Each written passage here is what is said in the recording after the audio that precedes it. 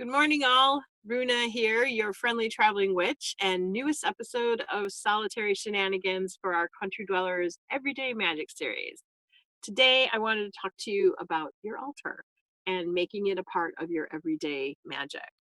There's no one correct way of doing your altar. Altars come in every shape and size, and that has become very clear to me as I've entered into this crone phase of my life.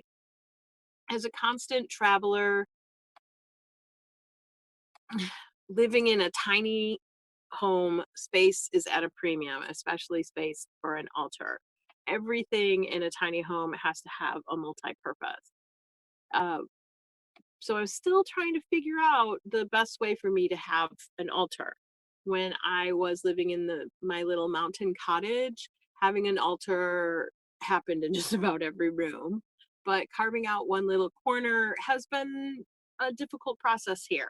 I did carve it out somewhat. I have an electric white candle, a huge pillar crystal, a shell, um, that I have water. I hold water in or not, depending on if we're moving, a stone from a ley line area.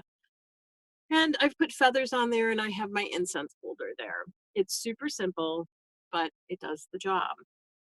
I've been perusing various markets that we've been visiting, trying to find a miniature little goddess statue, but it eludes me. One day she will appear and then she will bless my altar. It would be even better if I could find a little statue that represented both the god and goddess energies. Such a miniaturized little piece would be perfect, but I haven't found it yet. However, what I have gone to doing is setting up an altar wherever we are camped. So currently we have a fire ring, and each night as we gather around the fire, I've been putting a little bit of earth, air, and water on our camp table, and I can scry into the fire. No special circle or ritual is required. It's just a part of my everyday. And I want to encourage all of you to do similar stuff. Like just have that presence of mind to make the space that you are occupying sacred. If we go to the beach, for instance, I can stop and create a small little altar, stones and feathers and chunks of previous burned wood, whatever I can find. And I create a small little moment to basically say hello and thank you to the universe, to source, to whatever deity might be calling to me at that particular moment. Lately, I've been visited by the energies of Frigg, the North Earth goddess, and the current leg of my journey has been highlighted by discovering new geology, wildlife, plants, and fauna, and um, it just is making me realize that our marvelous planet is sick and she is in need of the healing power of witches. And all you have to do is come down the west coast and see the remnants of the most recent wildfires over the past decade, really, and see what remains of once beautiful forests and even homes, and the message that our mother earth goddess is giving us. And so what I've been doing is trying to return to Frigg the gift of my living more sustainably and more simply. And that's just how I integrate that into my own life. You'll have to look at your life and figure out what is the message that's being sent to you by source and how can you respond to that. Back in the day when I was deeper in the broom closet than I am now, going back to altars, I had a mobile altar that looked like a jewelry box, and which I had all of my magical tools and all my altar pieces would be contained within that little box. And I could set it up, do my rituals, put it away again, and no one would be the wiser of my country dweller ways. Recently, I realized my little jewelry box altar kit was not as original as I thought.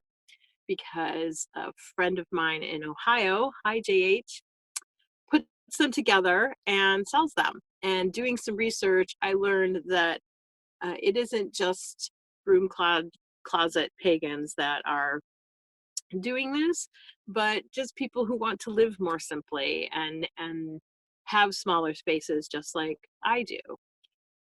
And that really appeals to me. I may revisit that type of altar space when we get back on our boat, because altar space there is even more of a premium than it is here in our RV. But if you were traveling and you were going to a hotel or whatever, you could totally pack that in your suitcase and have that as well. Keeping your altar fresh and clean and up to date is very easy in this current lifestyle because it's so small and it's portable. But in my former mountain cottage, all the altars and all the different spaces, I had to make sure that I took the new moon and the full moon to clean everything up, freshen it up, bring into elements of the current season or the current moon or whatever it was that I needed in my sacred space to help ground me, to help manifest um, my goals and bring the energies that I needed around. Right now, the full snow moon has just passed and the new moon is coming up. And have you prepared your personal altar? What things should you note for the season on your altar that will help you with your intentions, with your best and highest good? Are you in need of carving out a new altar space? You have to think about these things and decide. And tell me what you think. Do you struggle? What struggles do you have with your altar? What solutions could you share with me, with Marilyn, with our Country Dwellers community? Connect with us and tell us either on our Facebook, our Instagram, Twitter, and of course, our Country Dwellers website.